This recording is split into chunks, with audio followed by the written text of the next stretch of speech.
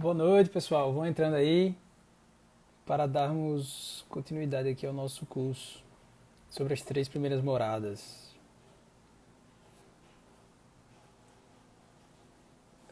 Só esperar aqui Sérgio entrar, porque ele vai estar cobrindo aí Bruno, que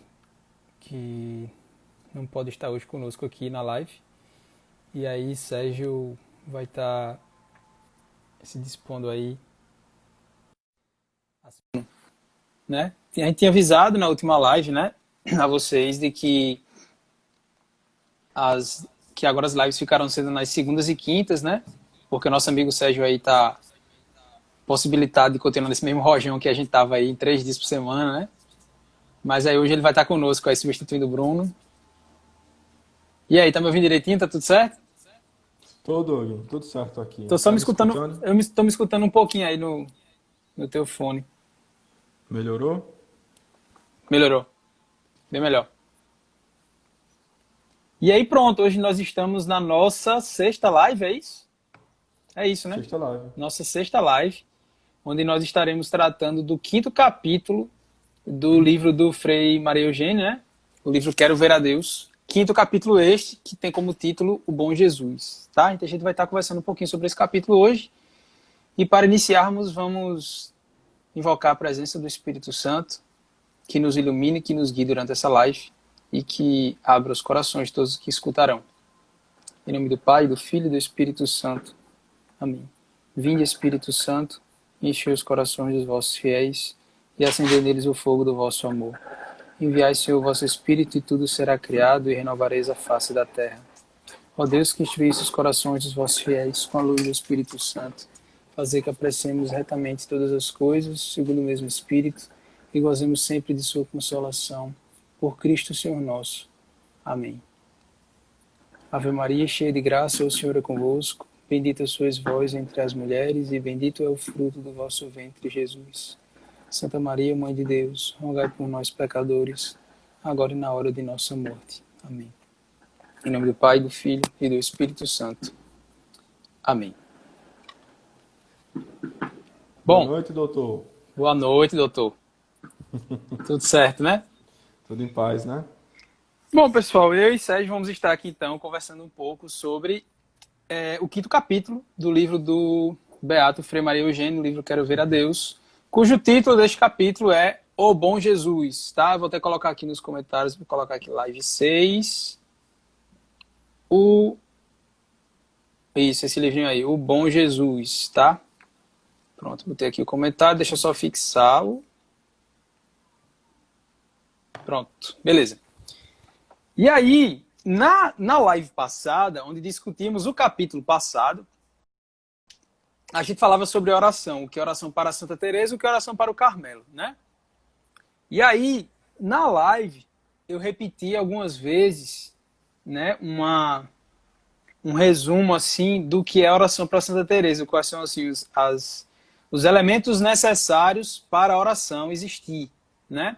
E eu repeti algumas vezes que esses três elementos são: você precisa saber quem está falando, e aqui é o capítulo a respeito do autoconhecimento, que é o terceiro capítulo do livro, né?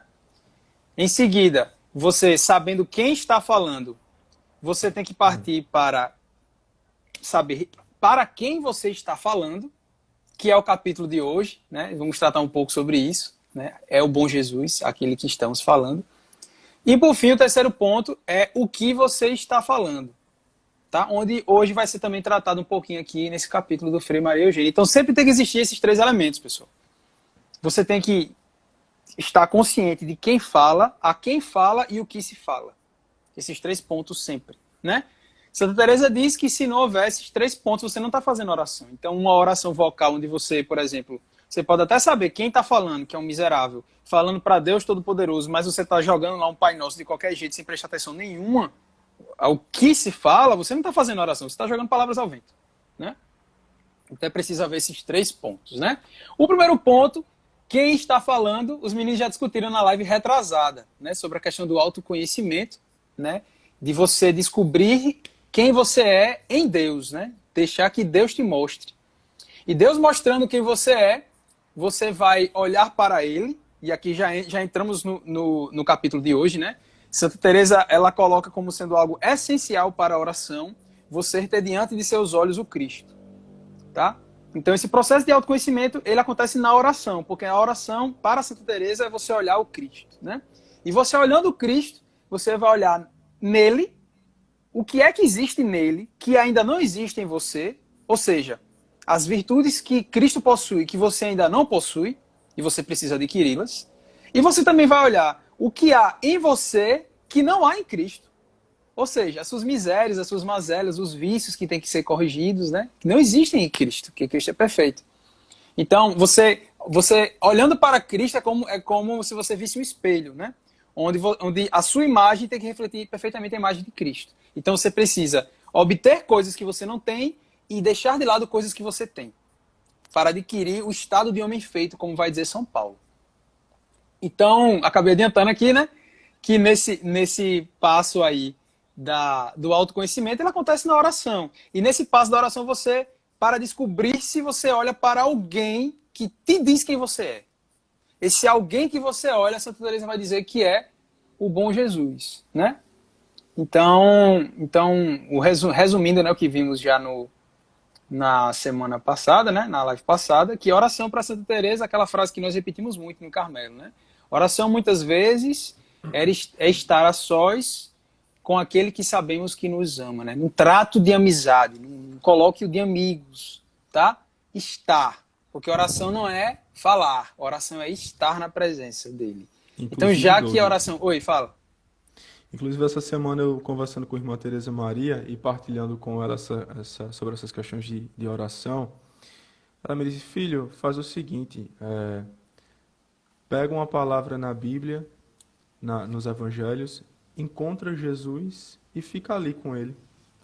Reza assim.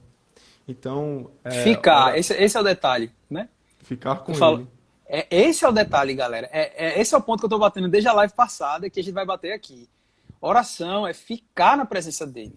Não é você falar, nem você esperar escutar a voz de Deus sussurrando ao seu ouvido as palavras que você espera. Isso não é oração, isso aí é... Enfim, isso pode Delírio. acontecer, pode, mas pode ser um delírio. Pode acontecer, pode, mas isso é uma coisa extremamente secundária. O que importa na oração é estarmos na presença dele. Então é isso que você falou aí, é ficar. Ficar na presença de Jesus. Ficar na presença do bom Jesus, que é o que a gente está discutindo aqui hoje. Bom, aí no começo do capítulo, né, ele vai colocar aquele excertozinho dos escritos de Santa Teresa, onde ela vai dizer que a primeira coisa são 3 coisas que você tem que fazer inicialmente para começar uma oração, né? O sinal da cruz, um exame breve de consciência e um pedido de perdão dos pecados. Tá? Percebam que aqui, né, quem já está aí se acostumando desde a primeira live já está sentindo que as coisas vão fazendo algum sentido, né? Por quê? A primeira coisa que eu faço é traçar o sinal da cruz sobre mim e fazer um exame de consciência, é porque eu estou prestando atenção quem é que está falando. Quem é que está falando? É um miserável, um pecador, um lixo. Um nada. Alguém que nem deveria ser ouvido por Deus, porque não é digno disso. Né? Alguém que é ousado na fé de estar querendo conversar com Deus. Alguém que trai Deus o tempo inteiro, quer conversar com ele, pedir algo a ele. Olha só. Né? Então, o primeiro ponto. Eu estou vendo quem está falando.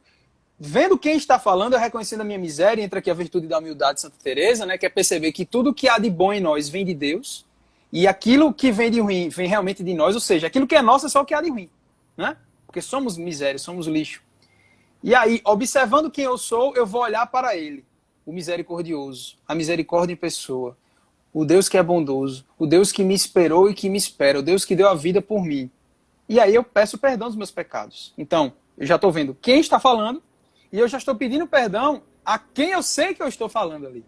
Então você aqui já matou os 2 pontos. No começo do que é a oração teresiana, o método de oração teresiana. Né?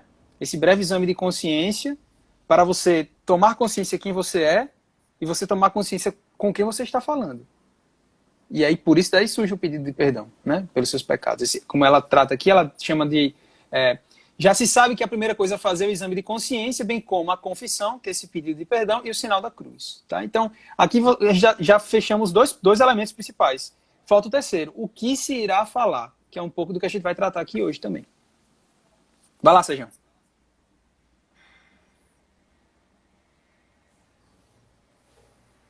Quer falar alguma coisa Tá ou me eu posso? escutando? Tô. Não, pode seguir. Beleza. Tá. E aí, sabemos que o Caminho de Perfeição, o livro, né, da Santa Madre, o livro, ela vai utilizar-se da oração perfeita, né, a oração do Pai Nosso, para dar o esqueleto ali do livro inteiro.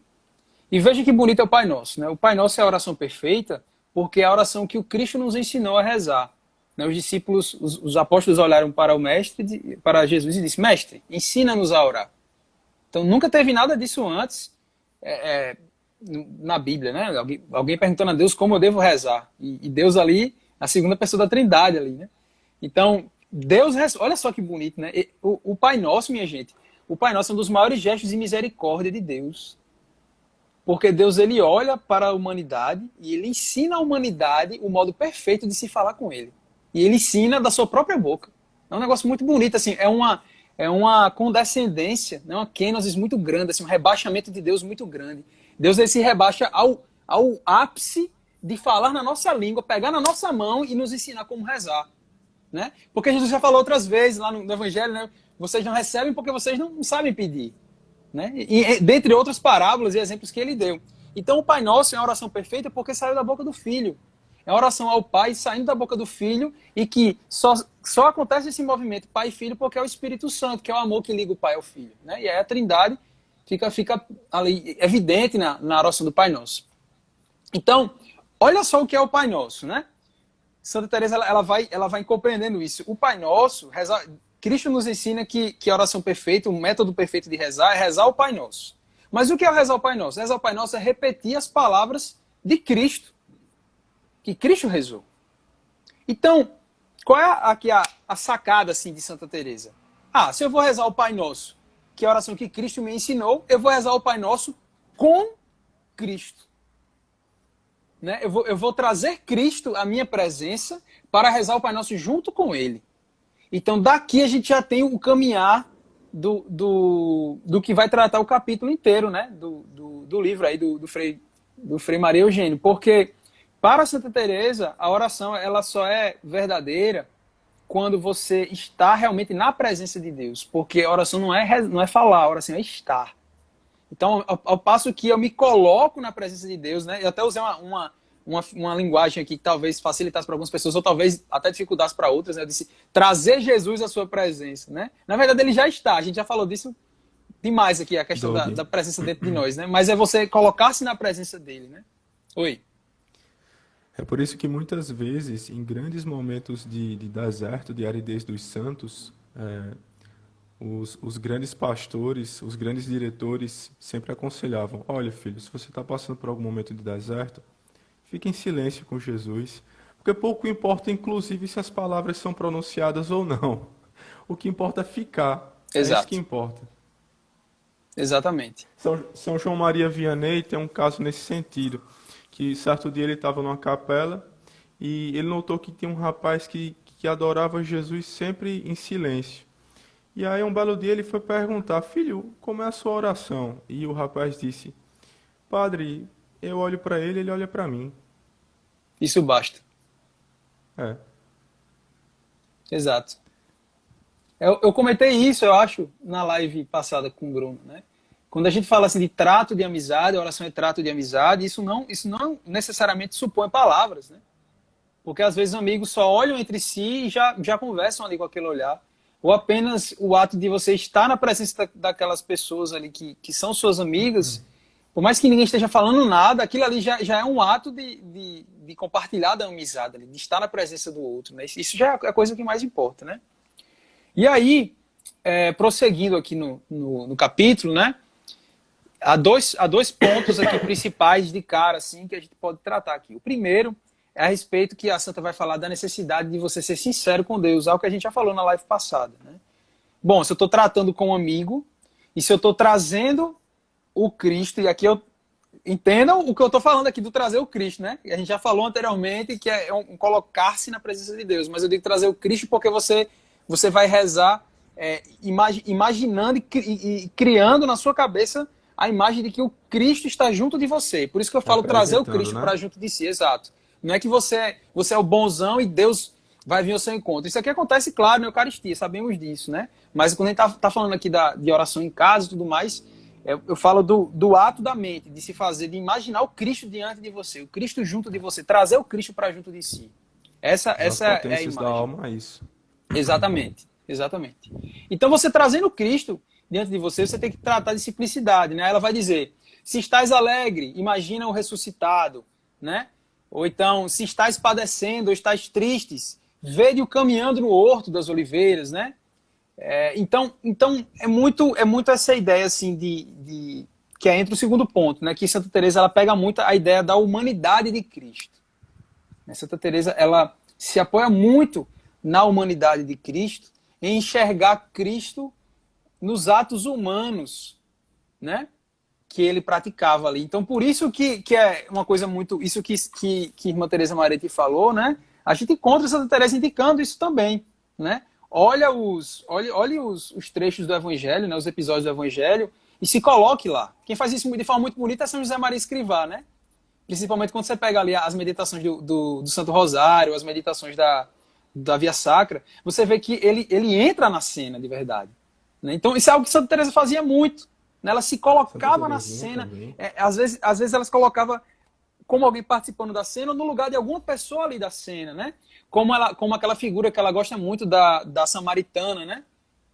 De pedir, de escutar da boca do Cristo, sacia minha sede, né? Então, daí dessa ideia da água, de pegar água do poço, é que ela vai criar aquelas ideias todas que a gente comentou na semana passada a respeito da oração, de tirar água do poço e tal.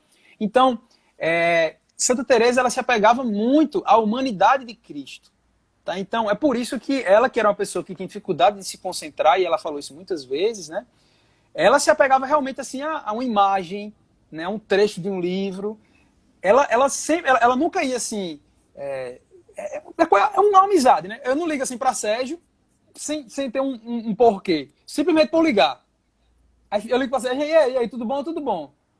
Pronto, né? Tá, tchau, e desliga. Mais rápido, Não é, você liga para alguém, você tem pelo menos assim um tema de uma conversa, nem que o tema da conversa seja como está a sua vida, Sérgio, né? É um tema da conversa. Você liga com alguma intenção, tá? Então é isso que Santa Teresa vai colocar como sendo algo extremamente importante, né? Ao colocar-se na presença de Deus, você ter essa intenção já anterior, né? Você já chegar com aquela intenção. Doug, eu acho que assim, muito assim da síntese do pensamento de Santa Teresa é criar essa consciência de que Nosso Senhor ele não é uma ideia, ele não é uma abstração, ele é uma Sim. pessoa. Ele é uma pessoa. Como é que você trata uma pessoa? Você trata uma pessoa como uma pessoa, como um amigo que você quer bem, entendeu? Então, às vezes as pessoas tratam Jesus como se fosse uma ideia, como se fosse, né, uma abstração. Não, Nosso Senhor ressuscitou, está vivo, está ansioso pelo nosso olhar, pelo nosso coração, né? Sabe uma coisa que eu percebo assim demais, de que às vezes as pessoas têm... A gente está falando isso aqui, pessoal, que fique muito claro, não somos os santos de sétimas moradas ensinando vocês a rezarem, não, né? Eu não. Muito pelo contrário, né? A gente está aprendendo aqui junto com vocês, lendo o livro e tudo mais, né? Mas uma coisa que eu pelo menos noto muito assim às vezes, né, que é uma falha realmente nesse ponto assim do entendimento de oração. Às vezes, sei lá, alguém vai conduzir uma oração antes de começar uma reunião ou no momento das preces, na liturgia das horas, e a pessoa ela vai conduzir a oração e ela diz assim: vamos pedir então para que a nossa reunião seja boa, vamos rezar. Veja só, o que é oração? Não é colocar-se na presença de um amigo e falar com ele? Então, se você está rezando, seja sozinho, seja com várias pessoas ali, você tem que usar o discurso apontando para o Cristo. Então, não existe, em nome do Pai, do Filho e do Espírito Santo, amém. Vamos rezar para que nossa reunião seja frutífera. Vamos rezar. Isso é uma conversa entre duas. Imagina, olha para Sérgio, aí olha para Sérgio e olha para as pessoas. Vamos rezar para... É uma oração, é uma conversa entre dois amigos. Então você tem que dizer: Senhor, olhai por nossa reunião.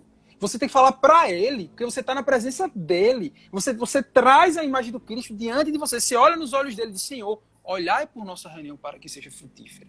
Isso é oração. É muito estranho você escutar um negócio meio... Parece um discurso. Muito frio. Não sei nem se é... demais. Exatamente. Muito... Eu acho que é muito... Eu penso muito que às vezes é quando a pessoa não está talvez concentrada para a oração e ela acaba usando um negócio meio que no automático, sabe, Sérgio? Eu até tratando ele É, como uma ideia. Vamos rezar, é, vamos pedir. Não, você está falando. Né? Você não tá fazendo um discurso para as pessoas. Vamos pedir. Você está fazendo um discurso para Deus, para o seu amigo. Senhor, olhai por nossa reunião, olhai por mim, olhai por nossas misérias. Então, veja que é um detalhe pequenininho, que talvez até algumas pessoas aqui já tenham, como eu, já cometi demais essa gafe, né? De que é um detalhe pequeno que vai te ajudar a tomar consciência do que é oração. Você está na presença de Deus. Você tem que trazer a imagem do Cristo, olhar para Ele, né? E veja que um dos grandes momentos enfim, de encontro com Deus que Santa Teresa teve foi diante de uma imagem, né? A imagem do Cristo que ela gostava muito, lá do Cristo do Ecce Homo, né? Do Cristo lá no altar da coluna. E ela olhava para a imagem do Cristo e trazia aquela imagem para si. E se você observar, isso acontecia com vários santos, né? Quando eles estavam olhando para um crucifixo, era o grande momento onde eles tinham um encontro com Deus e tal. um êxtase, uma Então, coisa um do tipo. êxtase. Então, essa ideia das imagens... Minha gente, por que a Igreja Católica tem tanta imagem, tem tanto quadro, tanto ícone? Por quê? É só para enfeitar a igreja? É? Claro que não é, porque a igreja é sábia. A igreja compreende que o homem material, ele por ser material, né, ter a sua parte material, Ele ele precisa se ter apega às coisas associações. materiais para poder conseguir elevar-se a Deus. Então, vamos lá. Porque a gente chega na Europa e faz, meu Deus, que igrejas lindas. Aí chega aqui no Brasil, a maioria das igrejas, aquele negócio. Por que gasta tanto dinheiro para a igreja ser tão bonita? E os pobres passando fome. E aquelas gastam tanto dinheiro, colocou ouro naquelas igrejas. Que absurdo, porque o Vaticano não vende os seus bens para ajudar os pobres. Como se a igreja fosse a instituição que não faz nada pelos pobres, né? Começa daí já o erro, né? Porque a instituição que mais ajuda os pobres é a igreja. Começa daí. Em segundo lugar, por que uma igreja tão rica? Porque a beleza nos ajuda a rezar. Porque Deus sabe. A igreja mãe e mestre tem 2.000 anos de história e ninguém sabe melhor do que ela para encher a boca por aí dizendo que a igreja tem que fazer. A igreja sabe o que ela tem que fazer, por isso que ela faz desse jeito. Porque as igrejas são tão bonitas? Porque o material visível, a beleza, o belo, a arte, me ajuda a elevar minha alma a Deus. Tá? Por quê? Porque quando eu olho um crucifixo bonito, ó, eu tô aqui, o meu localzinho aqui de trabalho, eu coloco um crucifixo aqui, ó. Por quê? Porque eu estou aqui disperso, vou fazer uma oração rápida. Às vezes eu estou aqui, vamos lá, um Ângelus, que eu rezo de meio-dia. Eu estou aqui assim e tal, trabalhando, deu alarme, meio-dia, vou rezar o Ângelus. Se eu já puxar o em nome do Pai, do Filho e do Espírito Santo aqui, fechar o olho, meu amigo, eu consegui me concentrar para meditar o mistério da encarnação. É um negócio difícil. Do nada, assim, eu já estou concentrado meditando.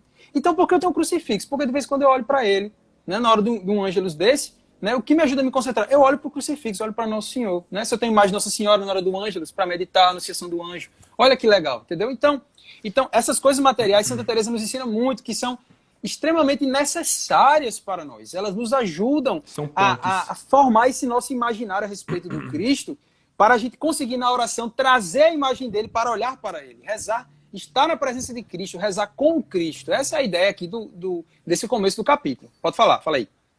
E é interessante, Doug, porque a própria Santa Teresa ela diz que ela tinha certas dificuldades com essas representações, né? Sim. Mas ela mesma diz que é possível, digamos assim, contornar essas dificuldades, né? Então, Santa Teresa muitas vezes ela no começo da vida dela, digamos assim, da caminhada mais forte de oração, ela rezava com a ajuda de livros, não era? Isso. Santa Teresinha do Menino Jesus mesmo, ela rezava e quando ia assim se colocar na presença do Senhor,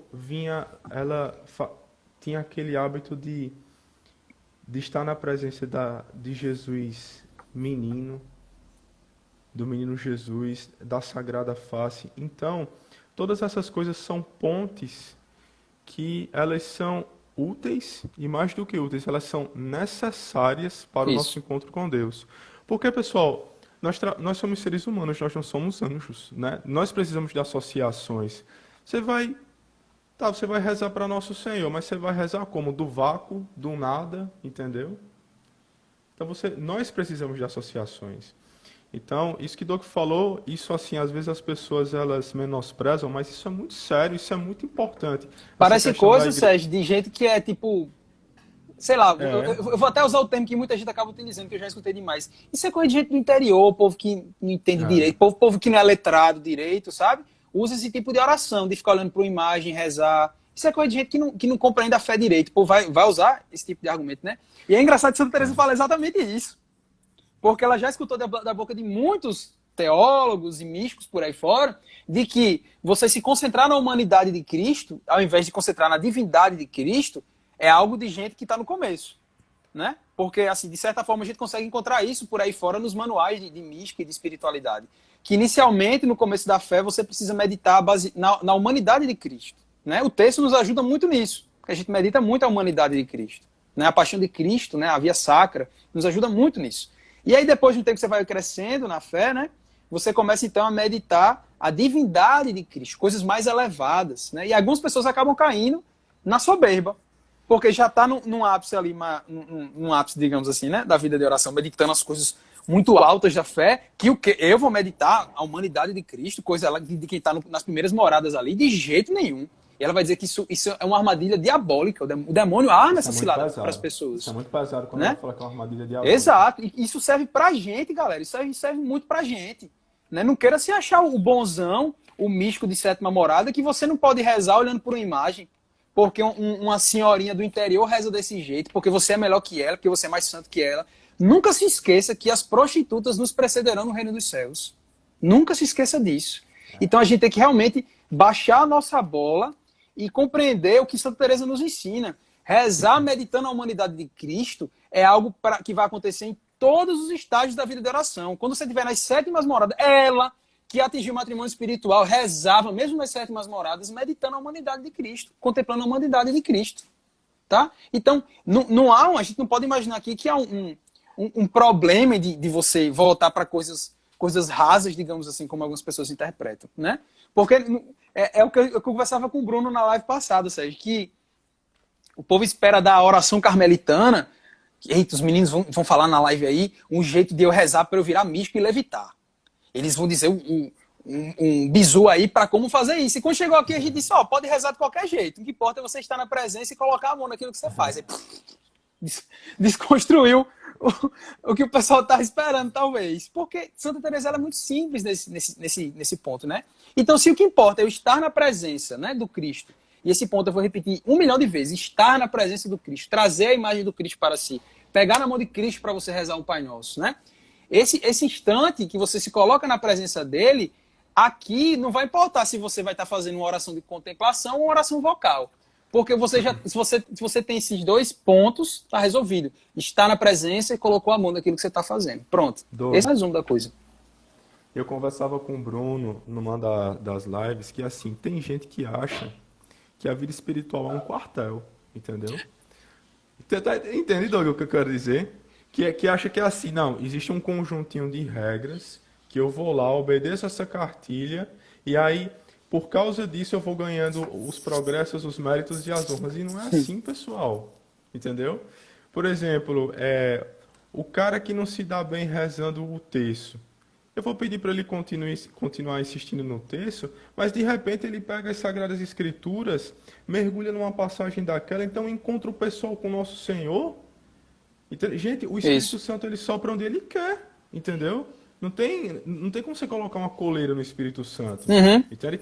Eu já escutei até um padre dizendo, um testemunho de um padre, ele falando assim: olha pessoal, vocês me desculpem, mas quando eu estou celebrando a Santa Missa e eu recebo o Nosso Senhor fala muito mais ao meu coração quando eu termino a missa e vou para o meu quarto na casa paroquial do que na própria Santa Missa. Entendeu? Então, o que a gente tem que entender é o seguinte: nós não podemos colocar uma coleira em Nosso Senhor, porque assim a gente frustra a graça. Então, a gente precisa prestar atenção nos movimentos da graça e seguir essa trilha que ela vai deixando no nosso coração e parar com essa mania de achar que a vida espiritual é como se fosse um quartel, que é só um jeitinho, entendeu? E você tem que, todo dia pela manhã, ajeitar a sua cama, deixar 30 centímetros de espaçamento, isso e aquilo, porque a vida espiritual ela é dinâmica, ela não tem essas coisas.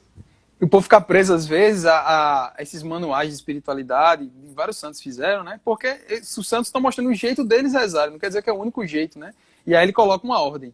Primeiro você faz isso, sei lá, primeiro você faz em nome do Pai, depois você faz um exame de consciência, aí você pede perdão, aí você invoca o Espírito Santo. Aí se você um dia tá rezando e você pulou uma dessas coisas, eita, vou voltar Eita, porque eu pulei um dos passos, não vai funcionar. Jesus não não vai vai me funcionar. escutar, entendeu?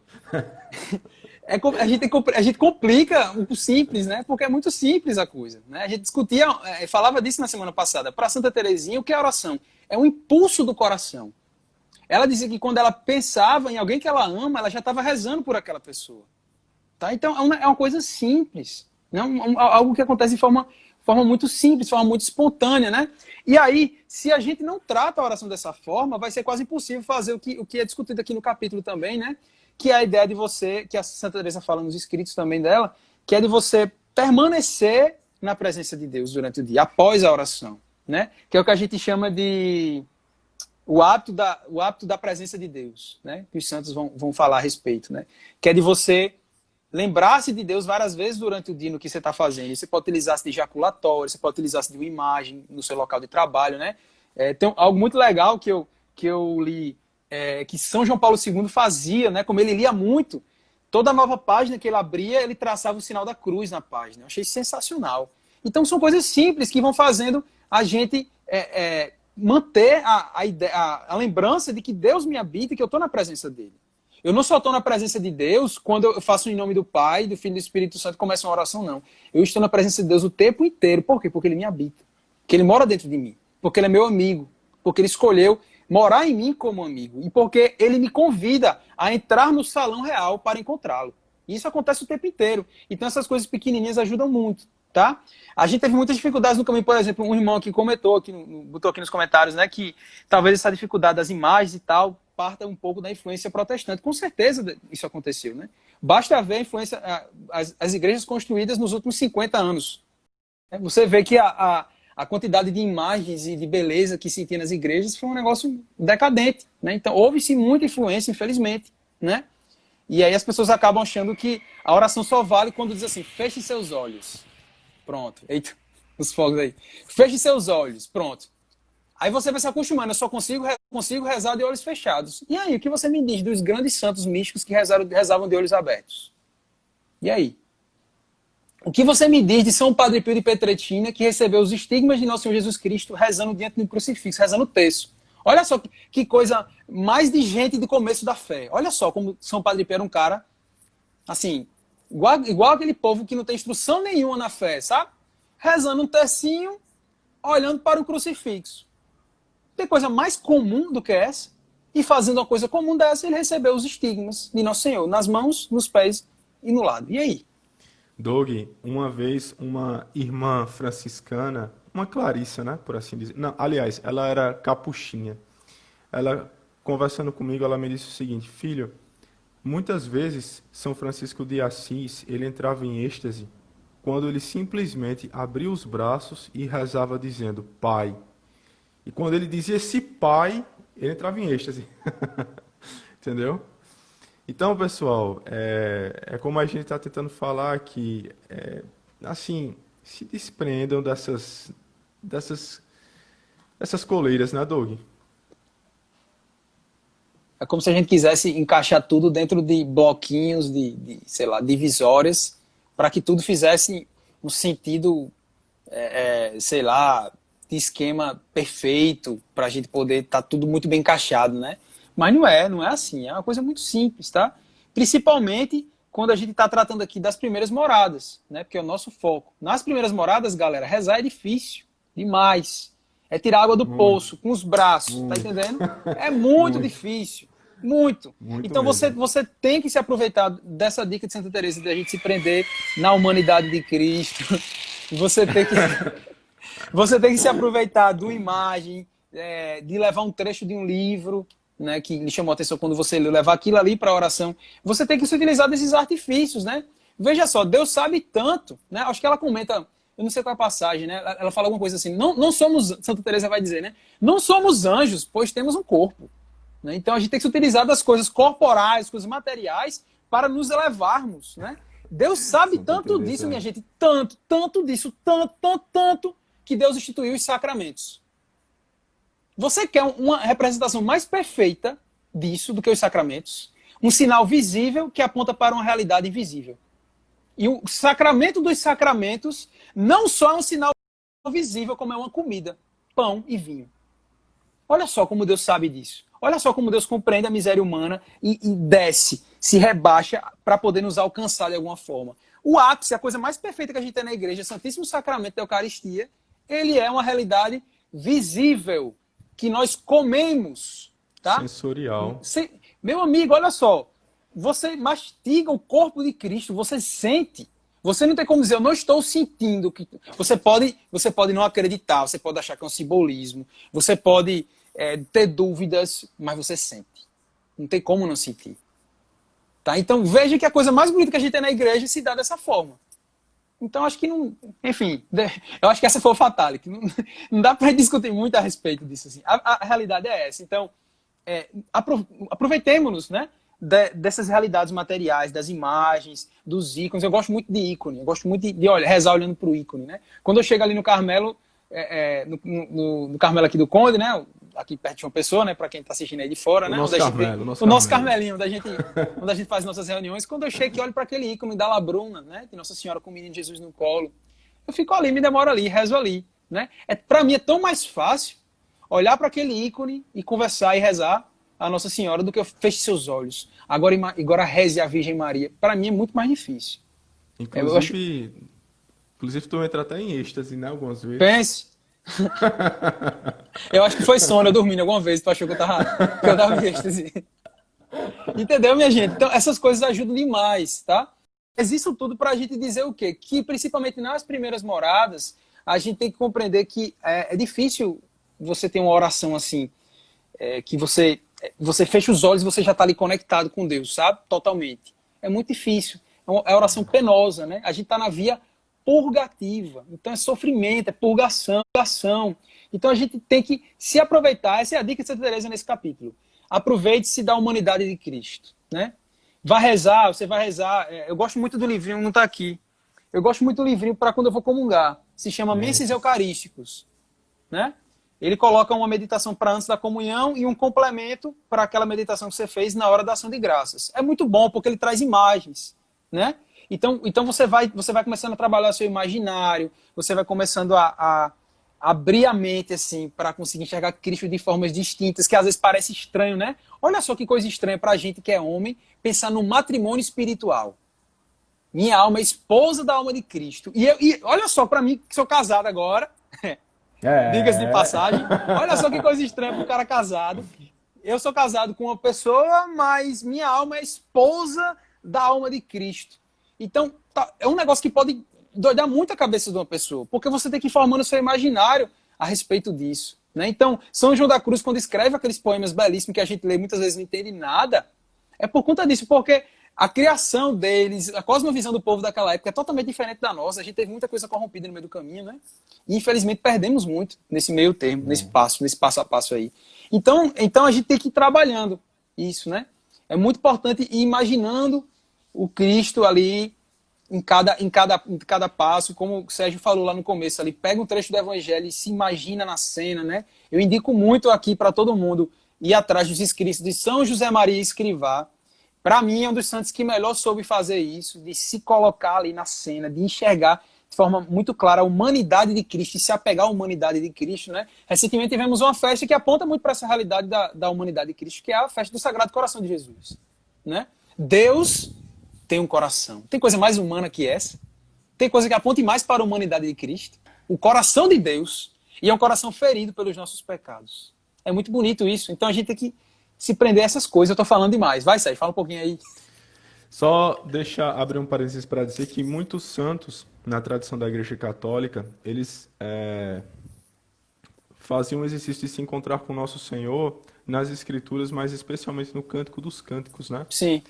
O Cântico dos Cânticos é aquela coleção de poemas, por assim dizer, que você vê o encontro do amado com a amada, né? Então, ali eles liam aquilo e facilitava a oração deles, né? Mas, enfim, pessoal, só finalizando o pensamento de Doug, que na realidade, acredito que o pensamento da Santa Madre e do Frei Maria Eugênio nós precisamos entender essa dinâmica, certo? Que o Espírito Santo é livre e nós precisamos entender o que é oração. Que a oração não tem um conceito fechado, que nós podemos usar a mesma régua para todo mundo. Não é assim que as coisas funcionam. Nós não podemos usar a mesma régua para todo mundo. E, assim, me impressiona às vezes, Doug, inclusive, porque as pessoas às vezes têm certos hábitos de oração. Vamos supor, o, o cara tá lá e ele reza o terço mariano. Aí, às vezes, a própria alma dele está cansada desse tipo de exercício espiritual. E ele não entende isso. E ele fica batendo a tecla, batendo a tecla, batendo a tecla. Não seria mais proveitoso você, por exemplo, fazer como Santa Teresinha do Menino Jesus, que representava Nosso Senhor no presépio e ficava ali com Jesus, entende? E aquele diálogo de amor. Então, finalizando, a vida espiritual não é um quartel, certo? Então, nós precisamos entender esse dinamismo. E flexibilizar as coisas quando elas exigirem essa flexibilização, tá certo? Bom, vamos discutir agora o segundo ponto da transmissão, que é a justificação teológica, certo? Esse ponto é um pouco técnico, então, porque por se tratar de teologia, né? Mas vamos tentar tornar bem acessível, né, Doug? Muito bem. O Frei Maria Eugênio, ele começa essa parte do capítulo no livro, dizendo que no paraíso terrestre, ou seja, antes do pecado original, os nossos primeiros pais, eles foram adornados com o dom sobrenatural da graça. Sim. E eles conversavam familiarmente com Deus. E chegavam até Deus sem intermediários. Mas com a entrada do pecado, e lembre-se, o pecado foi uma invenção angélica. Com a invenção, ou seja, Satanás pecou. Depois que ele pecou, saiu arrastando a humanidade, né? Então, o pecado nos separou de Deus e ele provocou um abismo entre a divindade e a humanidade. Agora existe a miséria e existe Deus Todo-Poderoso, né? A plenitude. Bom, então Deus ele elabora então um plano para substituir aquilo que o pecado tornou irrealizável, né? Havia agora, com a entrada do pecado na humanidade, havia agora um abismo que separava Criador e criatura. Bom, nesse novo plano de Deus, por assim dizer, o Verbo encarnado, ele é constituído um mediador universal e único, né? Nosso Senhor, ele diz, eu sou o caminho, eu sou a verdade, eu sou a vida. Ninguém vem ao Pai senão por mim. Então, agora, a nossa ponte entre o Pai, a nossa ponte para o Pai é nosso Senhor Jesus Cristo. E se eu estiver errando em algum ponto teológico, me corrija. Fala. Porque você entende, Tá você aqui entende um mais de grande teologia teólogo, do que eu. doutor em teologia. Pois bem, então agora nosso Senhor ele se torna um mediador universal, certo? E nosso Senhor, ele é mediador e com isso ele se torna sacerdote para sempre, né? Por quê? Porque nosso Senhor se entrega na cruz, em sacrifício. O pecado, gente, vou abrir um parênteses aqui. O pecado ele é uma ofensa a Deus. Mas quem é Deus? Deus é o infinito, entendeu? Deus é o infinito, ele é o infinito das virtudes, ele é o infinito da plenitude, enfim, Deus é. Quando Moisés pergunta, quem és tu? Ele diz, Moisés, eu sou. Então, quando nós pecamos, nós cometemos uma ofensa a alguém que tem uma dignidade infinita. Então, não é sacrificando um boi, um cordeiro, que você vai conseguir consertar as coisas. Então, por isso, nosso Senhor Jesus Cristo se faz carne e morre por nós, porque Ele tem dignidade infinita. Ele é o sacrifício perfeito.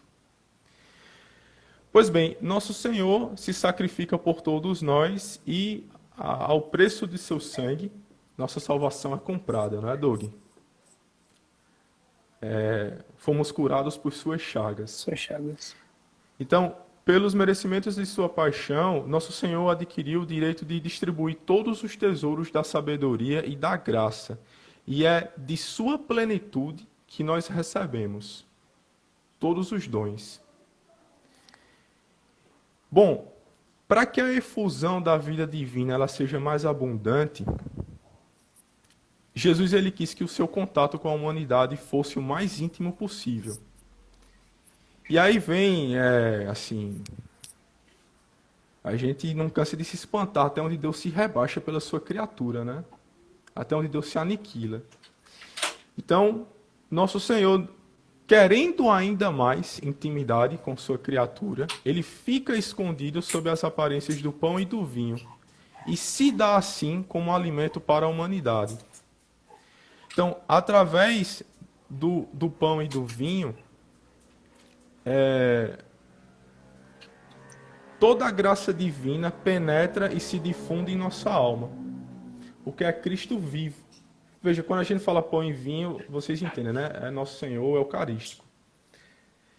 Pois bem, através da Eucaristia, toda a graça divina, ela, digamos assim, ela se movimenta pela nossa alma, né? Ali está a plenitude. É Deus, é Jesus, é o Cordeiro Divino.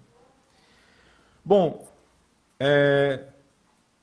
mas é importante também dizer que essa ação de Nosso Senhor na alma, essa ação eucarística dele na alma, ela também é, digamos assim, proporcional à medida de nossas capacidades e à forma como a gente o recebe. Então, a comunhão, o ato de comungar Nosso Senhor Jesus Cristo, ele não é um ato passivo, é um ato ativo. Depende também de nós. Nós precisamos, naquele momento, ficarmos com Nosso Senhor Jesus Cristo. E de comunhão em comunhão, nós vamos crescendo em graça e em graça. Então, é interessante isso, porque às vezes algumas pessoas elas passam uma vida inteira recebendo Nosso Senhor Jesus Cristo na comunhão, mas você não vê um certo crescimento espiritual da parte delas. Tudo bem que existem vários fatores aí no meio, né? Mas um possível deles é, como é que você está recebendo Nosso Senhor? Porque Nosso Senhor se entrega como alimento. Onde é que está o seu coração? O que é que você está fazendo quando você recebe Jesus? E depois que você recebe Jesus, né? Você conversa com Nosso Senhor? Quer dizer, você recebe Nosso Senhor e Nosso Senhor está esperando o quê? Que você tenha uma conversa íntima com Ele, de pai para filho, de amigo para amigo. E como é a sua conversa com Jesus? É uma conversa seca? É uma conversa fria? Porque Nosso Senhor, pessoal, olha, veja, lembre-se daquela passagem da mulher adúltera. Aquela mulher, assim, falando bem explicitamente mesmo, ela foi pega em adultério e apresentada para Nosso Senhor Jesus Cristo, mas ela foi apresentada para Nosso Senhor de corpo quente ainda. E ela foi colocada na frente de Nosso Senhor e dos fariseus. E os fariseus, eles fizeram o quê? Eles humilharam aquela mulher provavelmente estava no chão, chorando. E eles falaram para Jesus, olha essa mulher aí, ela foi pega em adultério. Ela ofendeu a Deus, aquele escarcéu todo acontecendo. E aí? E agora? A lei diz para nós fazermos isso. E aí, agora? Então eles estavam querendo testar Nosso Senhor. Só que a questão aqui é o seguinte, os fariseus e a mulher estavam de frente para Nosso Senhor. O ofendido, porque o pecado é uma ofensa a Deus. E ali na frente daquela mulher e dos fariseus estava o ofendido por excelência. Deus estava ali na frente.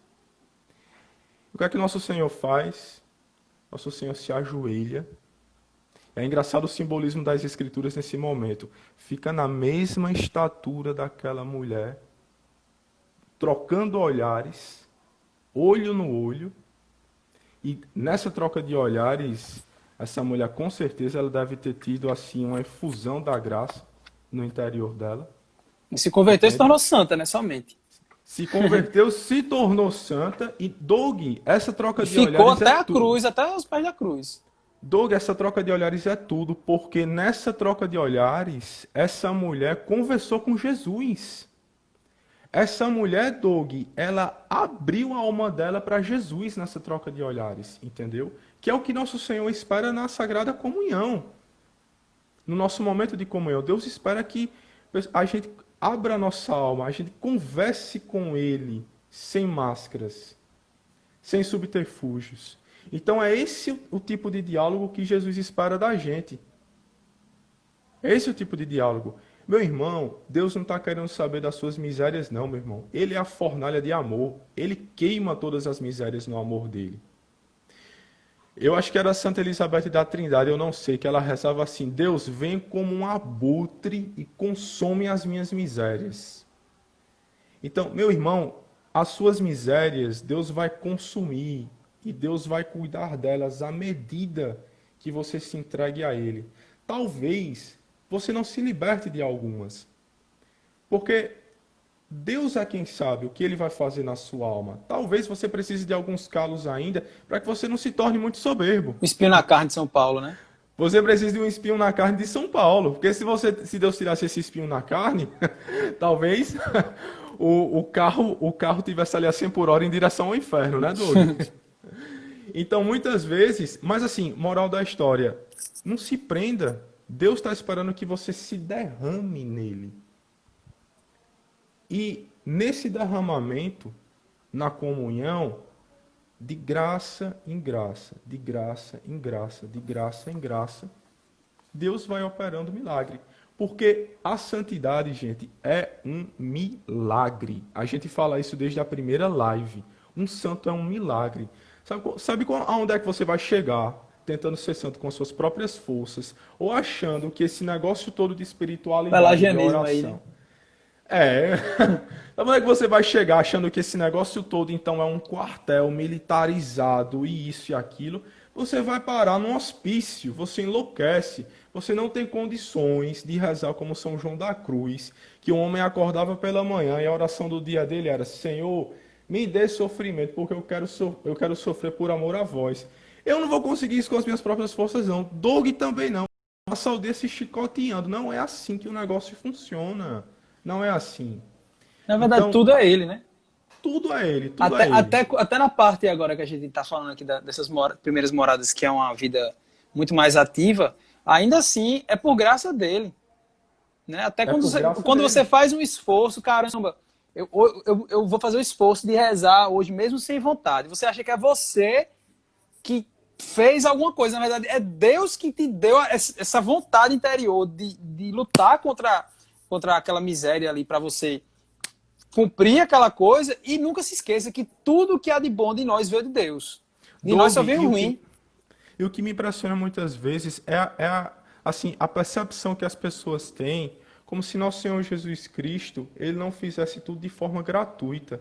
Doug, tu já parou para pensar que quando nosso Senhor se encontra com Pedro, diz: Pedro, vem e segue-me. Quando nosso Senhor diz: Pedro, tu serás o primeiro Papa, tu és rocha. Doug, tu já parou para pensar que nosso Senhor sabia que Pedro ia trair ele?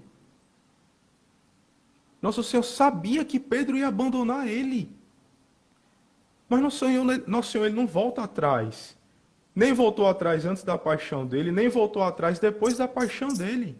Entendeu? Porque é tudo de graça. É tudo de graça. Gente, se não fosse tudo de graça, se não fosse tudo por misericórdia, a gente já teria sido fulminado há muito tempo. A humanidade não tem mais o que inventar de pecado. Não há nada de novo debaixo do céu. Né? Não há nada de novo abaixo do céu. Vou estar só repetindo o que já aconteceu. É isso mesmo, entendeu? Então, assim, Deus já viu todas as loucuras que o ser humano é capaz de fazer. Mas Deus continua com esse apelo. Desiste. Não desiste, não desiste, não desiste. Então, eu acho muito interessante o coração de Jesus, porque o coração do nosso Senhor Jesus Cristo é aquele coração que ele olha para você e diz assim: olha, eu só quero uma coisa, que você pare de se machucar e fale comigo. É só isso. Não tem nada mais do que isso. Eu não estou pedindo que você faça uma peregrinação de joelho. Eu não estou pedindo que você, sei lá, faça um jejum de 60 horas. Quer dizer, eu posso até pedir. Mas, em princípio, não se trata disso. Em princípio, se trata de você se derramar em mim. É porque essas coisas essas coisas, deu uma travadazinha aqui, essas coisas acontecem de forma generosa, né? É. Tem que acontecer de forma generosa. Você faz tipo de coisa que você quer ser generoso com Deus, né? Você quer... A gente nota muito bem isso, né? A gente que às vezes escuta certas partilhas e tudo mais, a gente nota quando a pessoa está tomando o caminho errado. Por quê?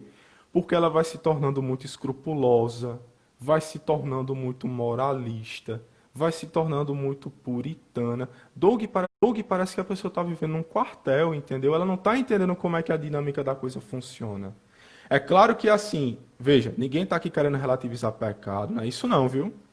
Porque Longe de nós. pecado é o seguinte, existe céu e existe inferno. Se você continuar nessa trilha aí de pecado, você bate no inferno, não brinque não, inclusive nós. Mas a questão, pessoal, é que existe um coração de um Deus amoroso que nos espera dia após dia, e nos espera, sobretudo, nos sacrários. Deus quer que nós sejamos adoradores, entendeu? Muitas vezes a gente está nessa loucura. Ai, meu Deus, tenho que rezar o rosário, tenho que isso, tenho que aquilo. Você está adorando o nosso Senhor? Você está nos sacrários? Eu Tá tenho comungando. certeza, eu tenho certeza que na vida dos santos as maiores graças eles escolheram nos sacrários, diante de Deus. Jesus sacramentado. Doug, às vezes a única companhia do nosso Senhor são os grilos. São as baratas, entendeu? São os pernilongos. Sabe? E a gente fica tão preocupadinho com tantas coisinhas miúdas, né, pequenas, diante de coisas que são muito mais transcendentais.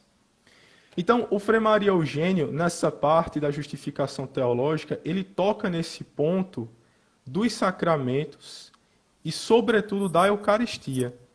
E o Frei Maria Eugênio ele ainda diz o seguinte: os demais sacramentos não têm eficácia senão em virtude de sua relação com a Eucaristia. Doug, isso é muito forte, Doug. Ela é a fonte e o ápice de tudo dentro da igreja, né? Toda a vida Isso é cristã. muito forte, muito forte. E ele diz o seguinte: a comunhão tem um efeito de transformação. Jesus se entrega e se apresenta como conquistador para nos transformar. Chegamos ao mistério da união de Cristo com as almas e toda a sua igreja. Ou seremos de Cristo, ou não teremos vida sobrenatural. Seremos filhos com o Verbo encarnado no seio da Santíssima Trindade, ou seremos excluídos do reino dos céus. Então, nessa parte, o Frei Maria Eugênio, ele, em certo sentido... Eita! Aqui... Finaliza aí que tá avisando aqui que tá faltando 2 minutos. Enfim, pessoal, estejamos aos pés de Nosso Senhor, nas capelas, nos sacrários, porque, segundo Frei Maria Eugênio, e aqui também a doutrina dos santos carmelitas, a Eucaristia é a união por excelência, não é, Doug? Isso, né? A gente falou muito aqui do colocar-se na presença de Deus e trazê-lo, a imagem, né, diante de nós, e Santa Teresa sempre falou que tinha dificuldade de imaginá-lo dentro da gente, então ela sempre rezava com algo apontando para a sua humanidade, Jesus diante dela, né? E aí na Eucaristia a gente tem um ápice, porque você sente fisicamente que ele está dentro de você. Então a dificuldade que possa existir de você se concentrar e compreender que ele está dentro de você, com a Eucaristia você sente dentro de você, fisicamente você sente ele dentro de você. Então é a perfeição ali do trato de amizade, de estar a sós com aqueles que sabemos que nos amam. A perfeição acontece ali na Eucaristia, tá? Falta menos de 1 minuto aqui. Vamos encerrando então. Vamos rezar esta Ave Maria, entregando todas as pessoas que estão ainda com dificuldade para frequentar os sacramentos na sua cidade, no seu estado. E peçamos também, com essa Ave Maria, a intercessão da Santíssima Virgem, por todas aquelas que têm a possibilidade de obter os sacramentos, de recebê-los e ainda não estão procurando.